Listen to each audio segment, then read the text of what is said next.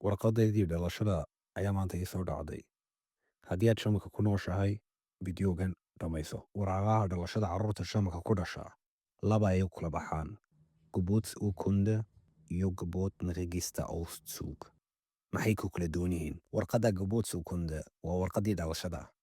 Waxa looga baahan karaa waa haddii qofku doonayo inuu baasaboorka shamanka xariisto, waa haddii uu guursan rabo, ama haddii arrimo kale dowladda ugu baahan yahay. Ta kale waa warqaddii Geburtenregisterauszug. Warqaddaasi shamanku baa laga aqoonsan yahay, waana ta Soomaalida badanaa la siiyo, maadaama dokumentiyadda Soomaalida aan la aqoonsanayn. Inaa ilmahaaga Geburtsurkunde la siiyo ama Geburtenregister oo keliya waxay ku xidhan tahay Standesamtiga magaaladaad ku nooshahay. Magaalooyinka qaarkood uunbaa Soomaalida warqadda dhalashada Geburtsurkundaha siiya. Haddii ay suurtagal kuu tahay in warqadda dhalashada ilmahaaga uga samaysid magaaladaad ku nooshahay ama magaalada u dhow, ilmahaaga u samee. Wax badan bay mustaqbalka ka caawin doontaa.